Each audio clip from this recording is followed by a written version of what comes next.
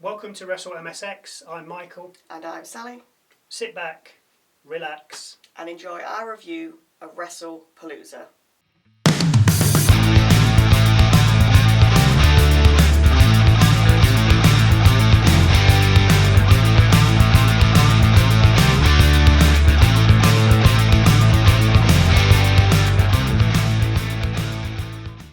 After a quick history of ESPN, sports on ESPN, the sports stars that have appeared on WWE, a word from Triple H, and a few fireworks, we finally get underway with the first match of the night, Brock Lesnar against John Cena. It was nice to see that Cena was able to bring his kids with him. Michael Cole was joined on comms by Wade Barrett and Pat McAfee, with Alicia Taylor then introducing the competitors. After announcing Cena, it was Lesnar's turn, but before she had chance, she was interrupted by Paul Heyman, who did the honours for Brock. And I'm wondering if it might be like for the last time with him coming out. I thought that. So, 20 minutes in, and finally the bell tolls to get the match underway. Lesnar takes an early lead through a running power slam and, of course, a few suplexes, with Cena then pushing Brock into the ring post, which allowed him to mount some offence. It took 4 shoulder tackles to get the former UFC fighter down, with Cena then hitting Lesnar with 3 AAs and covering Brock for 2. Cena then went for a 5-knuckle shuffle, but Brock stood up and F5'd the GOAT 6 times before going for the cover and, of course, getting the pin. After the match, the referee was introduced to an F5, with Cena also enduring 1 more, before Brock headed to the back. It was clear Lesnar was in no shape to go on much longer, and he blew up pretty quickly. But to be fair, he's not wrestled in a while. So it was to be expected, really. I was expecting a little bit more from this, but Lesnar, obviously, it's not the ring rust, it's just that he hasn't got the cardio, which is fair enough. I mean, Cena's obviously now got back into it, but if you're out the ring for a long time, or you've not done something for a long time, it's going to hit you, and he was done. 100%. So was Cena. I'm surprised. I'm not surprised after all them F5s. We get a clip from earlier in the night of the Usos and the Vision colliding backstage, and after being separated we see Adam Pearce deciding that this match needs a special guest referee in the shape of LA Knight, as if this match needed any more adding to it. The Usos of course head out through the crowd, while the Vision head out with Heyman and sport matching Steiner jackets. The match begins fairly until we end up outside, where Knight catches Reed about to swing a chair at Jimmy and telling him, nah. Reed pauses and is then kicked by Jimmy, who picks up the dropped chair. Knight motions, yeah, do whatever, and turns his back as Jimmy hits Reed with the chair. Breaker gets involved, Jay flies off the top rope, taking everyone out, and we then head back into the ring. Jimmy goes back out, with Bron then launching a shoulder tackle at him before getting back in the ring and suffering what can only be described as being squashed by Reed, with Breaker on his back. The follow-up cover getting a 2 count. Reed then uses a chair on Jimmy, with Knight letting it slide. Back in the ring, Jimmy takes a beating from the heels with suplexes, a senton and a Doomsday Bulldog that Bron's daddy used to use with his brother. The follow-up netting a 2. Jimmy manages to avoid another senton before sending Reed into a chair that was placed between the ropes earlier. This finally allows him to tag out, bringing in the fired up Jay. Jay beats up Breaker, lands a hip attack in the corner and then covers for 2, after a crossbody from the top rope. Jay then calls for a table, with Jimmy answering, but just as it's set up, the heels make a comeback. Reed places the table in the corner, but before Breaker gets a chance to spare anyone through it, the Usos fight back, dishing out super kicks to Bron Breakker before one-D'ing Breaker and covering for 2, as Reed broke the pin. Breaker then hits a Frankensteiner on Jay, with Reed then missing a moonsault on the same Uso, only for Jimmy to then land a swanton on the downed Reed, but then suffer a spear from Breaker. The dog does his head thing, but while in the process of doing this is speared by Jay, who then goes high and Uso splashes him, covering for 2. Reed and Knight then argue outside the ring while Jay dives at them. Knight gets out of the way but accuses Jay of aiming for him. Jay then gets back in the ring, as does Knight, and aims a chair shot at Breaker, who just so happens to be standing right in front of LA. Breaker ducks, but Jay manages to stop himself from hitting Knight. Jay then attacks Breaker with a chair before throwing it at Reed, who's on the apron. Jay, now bleeding from his head somehow, then suffers a spear from Bron, with Jimmy then getting back into the ring. He needn't have bothered though, as Breaker then spears both Usos through the table that was set up earlier. Reed then finishes things off by tsunamiing Jay and covering for the 1, 2, 3. No idea how Jay got busted open, and didn't see anything. He was cut there and then he just started pouring out. Don't know what happened. Next up, Stephanie Vaquer versus Io Sky for the vacant Women's World Championship.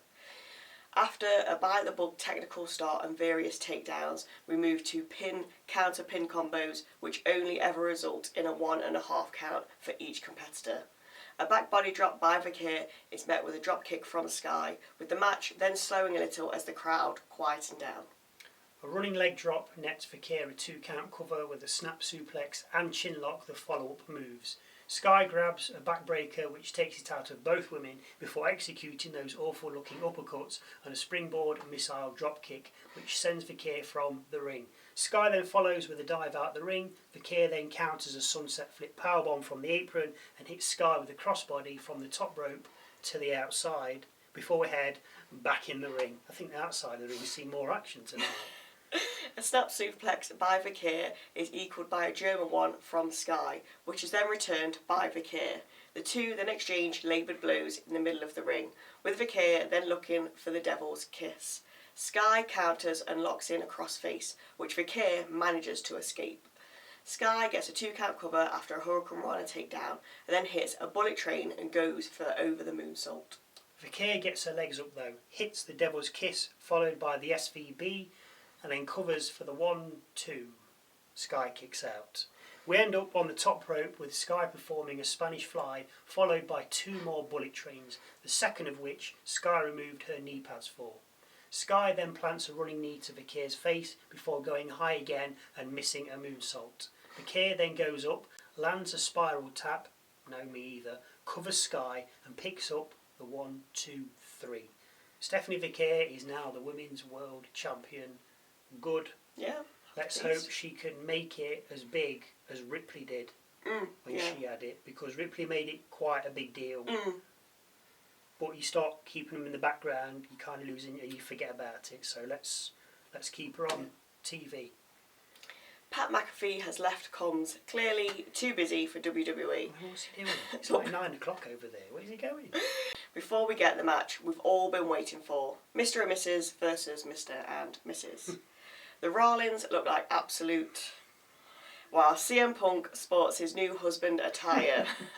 We begin with the men, although nothing happens as Lynch blind tags Seth, meaning AJ has to enter the fray.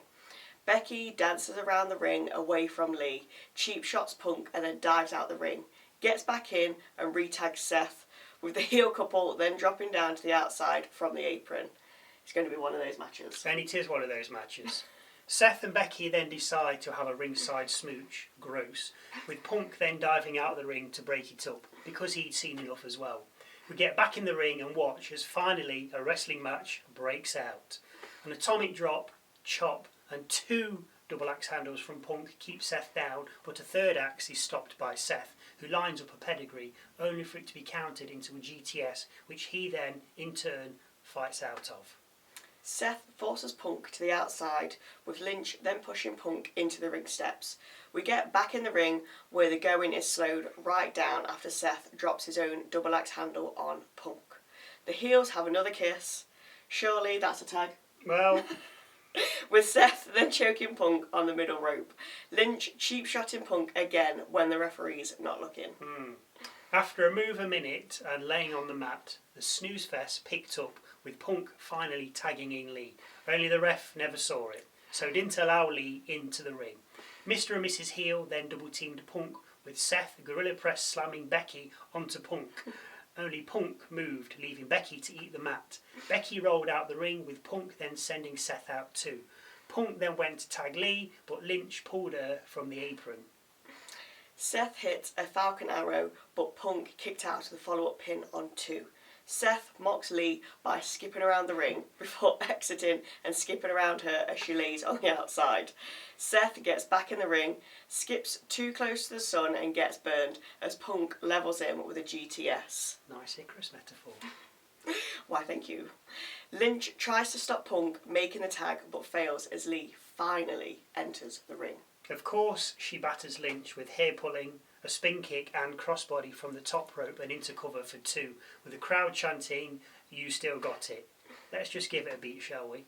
Lee then paintbrushes and windmills Lynch before Seth steps in and puts a stop to things. Lee then attacks Seth. Becky steps in but eats a tornado DDT with a face couple then pulling off sliced bread and into pin, which Lynch kicks out of on 2. A sliced what? I have no idea.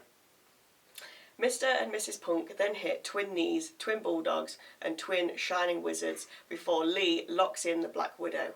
Punk then puts Seth in a sharpshooter at the same time for aesthetics, with Seth escaping and helping his wife out of the Widow. Lee then puts Seth in a Black Widow before Lynch helps Seth out and then hits a Bexploder on Lee. We then have a twin pedigree and twin covers with a twin kick out on 2. We have the promise of twin GTSs from Team Heel, but Punk and Seth end up outside the ring, with Lee escaping Becky's grasp and hitting her with her own move of Exploder. Lee then backs up to the corner, but Seth trips her and then gets in the ring. Punk then re-enters the ring and stumps Seth before laying into him. Only Becky stops it by slapping Punk. It's ineffective as Punk steps to her and threatens a sharpshooter, only for Seth to come back, but end up out the ring. As Punk turns back to Lynch, she scoops his legs and puts him in the sharpshooter. Punk naturally powers out of it because he's a man and locks Lynch in it, only for Seth to come back. How many more comebacks are we having? Pedigree Punk and then stomp him. Seth goes for the cover, but he gets broken as Lee stomps Seth. Lynch then manhandle slams Lee, with Lee kicking out, or rather she didn't, as the ref didn't slap the mat a 3rd time. Me thinks Lee forgot to kick out. By the way, no idea who the legal person is right now, but it seems if you cover, you're legal. At this point, I am getting a little bit bored as it's gone on for a little bit too long and it's the same repeated pattern. Someone saves someone who saves someone who's saving someone. Rinse and repeat. The 4 brawl in the middle of the ring, with us then heading outside where we witness twin attempts at moves on the announcer's desk. Punk ends up setting Seth up for a GTS, but Lynch throws Lee into him, causing the announcer's desk to collapse. Lynch drags Lee to the ring and sets up for the manhandle slam, but Lee counters into a Black Widow, with Lynch then tapping out. And finally, we can put this long match to bed. Too long, got bored. Yeah, I mean, it was about 35 minutes, give or take, you know. It was kind of entertaining, but it was just a bit, so you save them and that's... you get kind of bored of it. A bit like the Cena-Logan Paul match. Was it the last Saturday night main event where they kept doing different finishes on one another? It was just like... I can't remember when it was, but yeah. It just goes on a bit too long. Anyway, we get a visit from the American Badass next, who pulls up alongside Stephanie McMahon at ringside and tells her and us that she will be inducted into the 2026 Hall of Fame. So, the big one. Cody Rhodes versus Drew McIntyre for the Undisputed WWE Championship. After getting the better of Drew, Cody runs towards the ropes for his cutter, but stumbles. After pausing for a few seconds, he regains his momentum and hits it, following with a cover for 2. Clearly something is afoot. Rhodes then dives out at McIntyre, only for Drew to catch him and throw him over the Spanish announce table. Back in the ring, 2 belly-to-belly suplexes give McIntyre control, with us then heading back outside and seeing McIntyre deliver an Alabama slam to Rhodes onto the ring steps. He gets Rhodes back in the ring and covers for 2. McIntyre goes high, but Rhodes catches up to him and lands a superplex, which wipes out both men. The pair then exchange blows in the middle of the ring, with Rhodes scoop power slamming McIntyre. Rhodes lands a disaster kick and Cody cutter before looking for the crossroads, but Drew fights out of it. Cody decides to go high, but Drew gets up to him and brings him back down with white noise and a cover for 2. Rhodes then counters a Claymore into cover for 2 before he avoids another Claymore and then locks in a figure 4. Drew, of course, fights out and then exposes one of the turnbuckles before Rhodes gets up. Drew pushes Rhodes towards the exposed turnbuckle and the referee, but Rhodes avoids it and the ref dives out the ring. McIntyre then grabs Rhodes from behind and rolls him up for at least a 5 count, but by the time the ref gets back in the ring, he's only able to count to 2 as Rhodes kicks out. Drew then runs into the exposed turnbuckle, allowing Cody to hit across Rhodes and cover for 2. Rhodes goes for a Cody cutter, but McIntyre counters and slams Rhodes down, following up with a Claymore and cover for 2. The fight goes to the outside, where Drew sets up to Claymore Rhodes through the announcer's desk. But as he pulls the trigger, Rhodes moves, with Drew injuring his leg. We get back in the ring where McIntyre meets a Cody cutter with a Glasgow kiss and then looks to finish him with a Claymore. Only as Drew runs across the ring, he falls to the mat through his injured leg, which allows Rhodes to then hit a super Cody cutter and cross Rhodes, and then cover for the 1, 2, 3. I don't know what that little stumbly bit was at the start, with Rhodes going for the cutter, and he stumbles as if he's got a head problem or he's got headaches or whatever. Something's not right. Something's not right. But then for the rest of the match, that was kind of forgotten. It's just normal. So when I saw that at the start, I'm thinking, I wonder if McIntyre's going to win this because Cody's not quite right. But he didn't. That was it. McIntyre lost. Kayfabe injured his leg. Yeah, I mean, I think apart from the mixed tag, which just went on far too long, there was no need. It was all in all decent. PLE. I mean, Lesnar, Cena at the start. That was just. I don't know why. Yeah, I don't know why I was thinking that might go on for a bit longer. No, I have no idea why I thought that. Well, we both thought Cena'd win, didn't we? Well, yeah. But not get but why come obliterated. Yeah, which he did.